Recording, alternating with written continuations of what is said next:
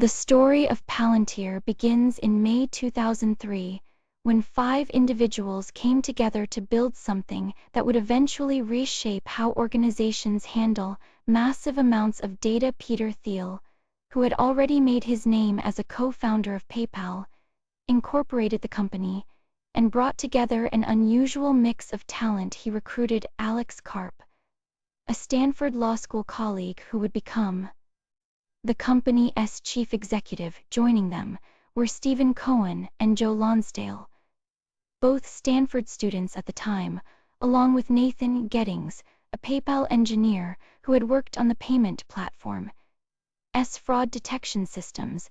That connection to PayPal matters more than you might think. Thiel had witnessed firsthand how powerful software could be at identifying suspicious patterns in financial transactions. PayPal's fraud detection systems were remarkably effective at catching bad actors while still protecting legitimate users' privacy. The founding team believed this same approach could be applied to a much bigger problem. They wanted to build software that could help government agencies analyze vast quantities of data to identify threats, all while preserving civil liberties. It was an ambitious vision born directly from the technical challenges. Thiel's team had already solved the company's name reveals something about its founders' sensibilities. Thiel chose the name Palantir after the seeing stones in J.R.R. Tolkien's Lord of the Rings. In Tolkien's mythology, these magical objects allowed their users to see events happening far away and to perceive hidden truths. For a company built around the idea of finding patterns in enormous datasets, the metaphor was fitting. The name suggested both power and responsibility, as the Palantiri in Tolkien's stories could be used for good or ill, depending on who controlled them. This Tolkien influence extended beyond just the company name. The early offices embraced the literary theme entirely. The Palo Alto location was called the Shire, after the peaceful homeland of Tolkien's hobbits. The McLean, Virginia office became Rivendell, the Elven Refuge. These were not just playful nicknames, they reflected a certain worldview among the founders, one that saw their work as part of a larger narrative about technology and power. The early days were brutal. Silicon Valley in 2004 had a very specific playbook for what made a successful startup, and Palantir did not fit the mold. Venture capitalists looked at the company's pitch and saw nothing but red flags. Government work was seen as the graveyard of innovation.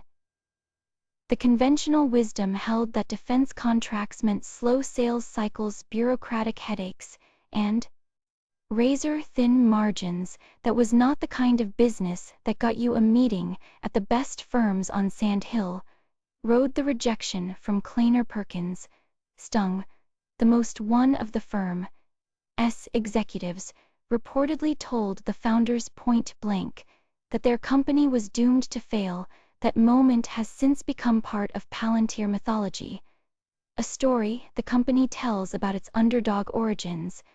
But at the time, it was just a door slamming shut. Peter Thiel kept the lights on with his own money, but personal funding only goes so far. The company needed more than cash, it needed credibility.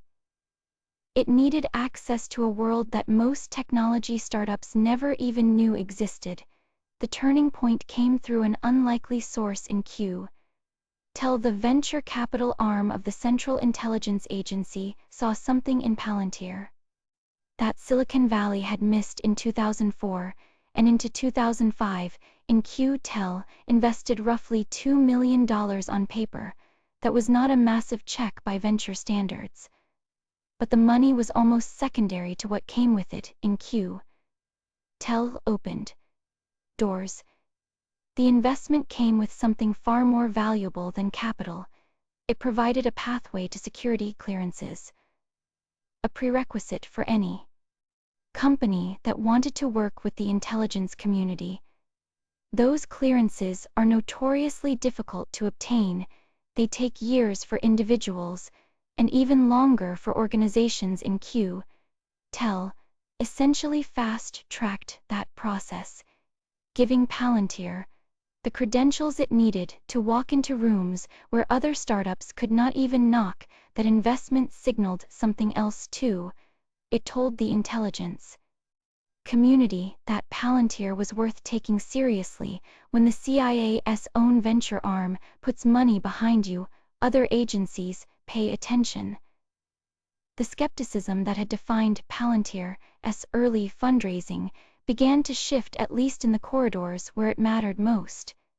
Palantir operates 4 distinct platforms, each built for a specific purpose, but designed to work together. The oldest, and perhaps most recognized, is Gotham, created for intelligence agencies and defense organizations. Gotham was built to solve a specific problem that emerged after the September 11 attacks. Intelligence agencies had enormous amounts of data spread across disconnected systems, and analysts struggled to connect the dots in time to prevent threats. Gotham pulls all that data into one place, allowing analysts to see patterns that would otherwise remain hidden.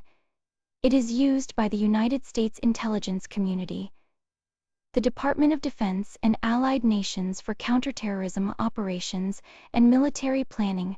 Police departments have also adopted it for crime analysis, though that use has drawn criticism from civil liberties groups who worry about predictive policing. Palantir's leadership argues the system requires human judgment and is not an autonomous system that predicts criminal behavior on its own. Then there is Foundry, which takes the same fundamental approach, but applies it to commercial enterprise. Foundry was built for companies dealing with their own data. Nightmares. A manufacturer might have supply chain information scattered across dozens of legacy systems, making it nearly impossible to see where bottlenecks are forming, or which suppliers are causing delays. Foundry integrates all that data and lets business users ask questions without needing to write code.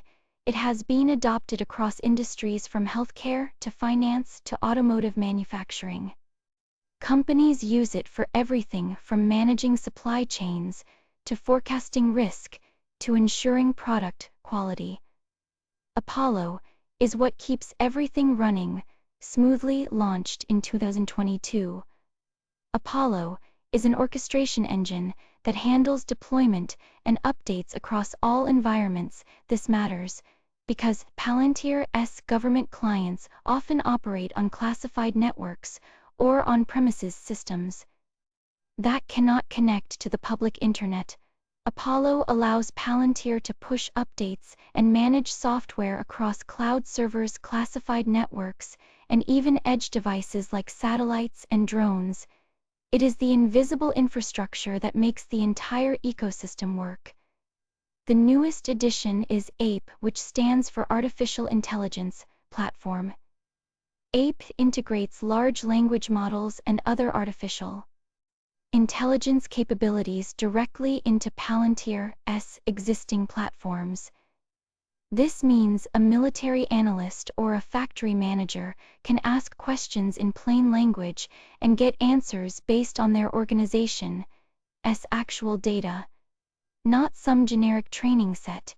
APE represents Palantir's bet that the future of data analysis is conversational, and it has become a major driver of the company's recent growth. What truly sets Palantir apart from other software companies is not just what they built, but how they sell and deliver it. The company developed an unusual operational model that turns the traditional software business on its head. Most enterprise software companies build a product, ship it to customers, and let them figure out how to use it. Palantir took a completely different approach. They created something called the Forward Deployed Engineer. The idea is straightforward, but radical. Instead of handing clients a piece of software and walking away, Palantir sends its engineers directly to customer sites. These engineers embed themselves inside the client's organization for weeks or months. At a time, they sit alongside the client's own teams, learning their specific problems, understanding their data, and customizing Palantir's platforms to address real challenges in real time. This is not consulting in the traditional sense. These engineers write actual code, build custom integrations, and reshape the software to fit each client like a tailored suit. This approach emerged from Palantir's early work with government agencies.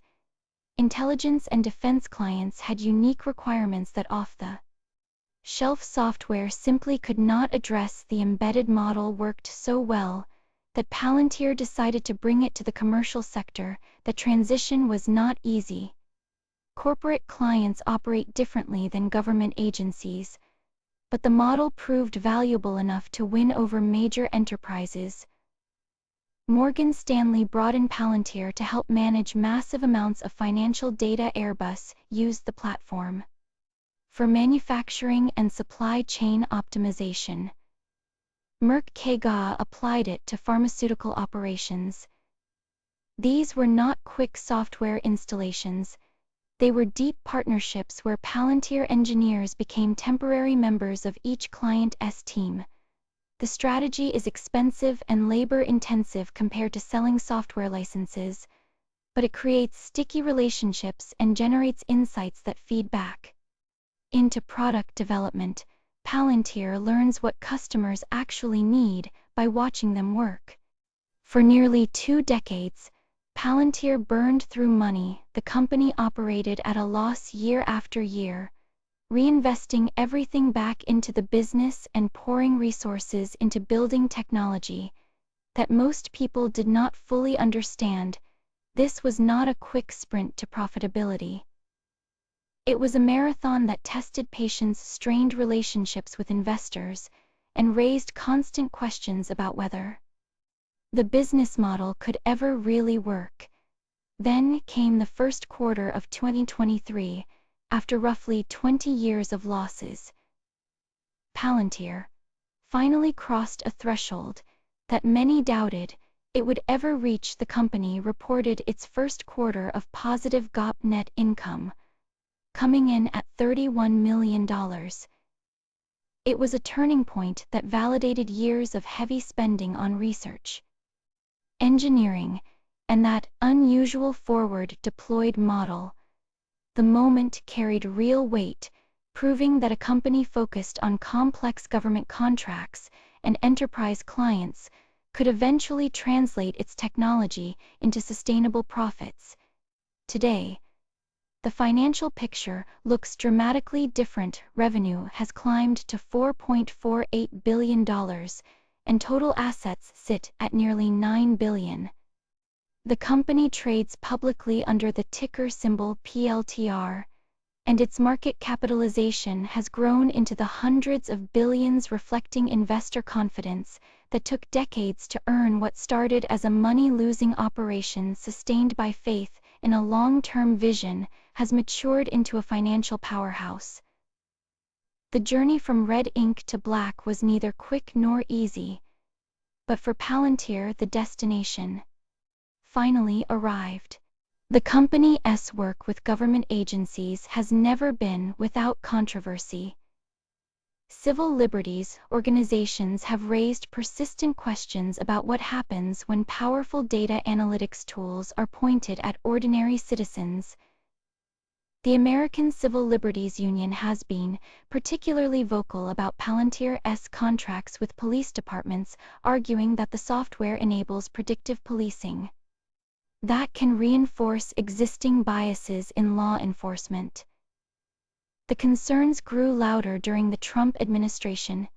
Immigration and Customs Enforcement used Palantir's technology to aggregate vast amounts of data, and critics argued this made deportations more efficient and more sweeping. Privacy advocates worried about what it meant when scattered databases about people's lives could be woven together into comprehensive profiles at the click of a button. Alex Karp has spent years defending the company against these accusations. He draws a sharp distinction between what Palantir actually does and what critics imagine it does. The software, he insists, is not some autonomous system that predicts crime or identifies suspects on its own. It is an analytical tool that helps human investigators make sense of information. They already have the judgment calls, the decisions about who to investigate, and why those remain firmly in human hands. There is another argument the company makes repeatedly. Palantir does not collect data. It does not build databases of personal information to sell to the highest bidder. What it provides is software that allows clients to analyze data they already possess and control. The company positions itself as a neutral toolmaker, building sophisticated instruments while leaving the moral weight of how they are used to the agencies that hold the contracts. But for critics, that distinction offers little comfort. A tool that makes surveillance easier and more powerful, they argue, is not neutral at all. The debate over where responsibility lies continues to shadow Palantir as it expands its reach into more government agencies and more aspects of public life.